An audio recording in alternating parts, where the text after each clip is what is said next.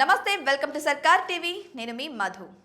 చాలా కాలంగా సరైన హిట్ లేని బెల్లంకొండ శ్రీనివాస్ ఇటీవల భైరవంతో ఒక మోస్తారు విజయం అందుకున్న సంగతి తెలిసిందే.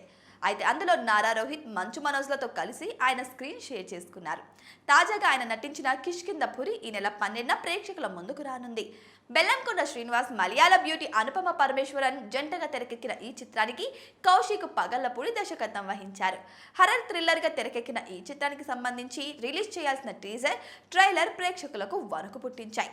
ఇక 1989 కాలంలో సువర్ణమాయ అనే భవనం చుట్టూ ఈ కథ నడుస్తున్నట్టు తెలుస్తుంది. ఇక ట్రైలర్ ఆద్యంతం థ్రిల్లింగ్ ఎలిమెంట్స్తో ఉత్కంఠభరితంగా సాగింది.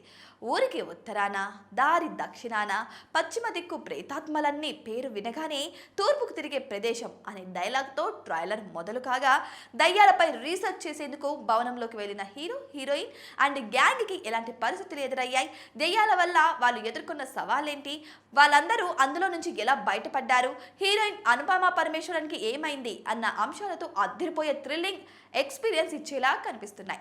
ఇక రాక్షసుడితో మంచి హిట్ అందుకున్న శ్రీనివాస్, అనుపమ పరమేశ్వర్ని కలిసి నటించడంతో ఈ చిత్రంపై అంచనాలు భారీగా పెరిగాయి. ఇక షైన్ స్క్రీన్ బ్యానర్ పై సాహు గార్లపాటి నిర్మిస్తున్న ఈ చిత్రానికి చిన్మయ్ సలాస్కర్ సినిమాటోగ్రఫీ, చైతన్ భరద్వాజ్ మ్యూజిక్ అందించారు. రిలీజ్ డేట్ దగ్గర పడుతుండటంతో కిష్కింధపురి విడుదల సమయం దగ్గర పడుతున్న నేపథ్యంలో యూనిట్ ప్రమోషన్లను వేగంగా పెంచింది. అయితే ఈ క్రమంలో హీరో బెల్లంకొండ శ్రీనివాస్ ఒక ఛానల్కి ఇచ్చిన ఇంటర్వ్యూలో సంచలన వ్యాఖ్యలు చేశారు. మా సినిమా మొదలైన 10 నిమిషాల తర్వాత ఎవరైనా ఫోన్ పట్టుకుంటే నేను ఇండస్ట్రీని వదిలేస్తా అంటూ సవాల్ విసిరారు.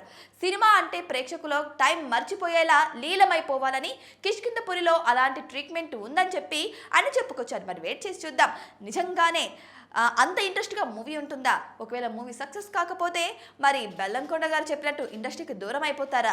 మరి వెయిట్ చేద్దాం. ఇటువంటి మరిన్ని ఇంట్రెస్టింగ్ అప్డేట్స్ కోసం మా ఛానల్ని సబ్స్క్రైబ్ చేసుకోండి.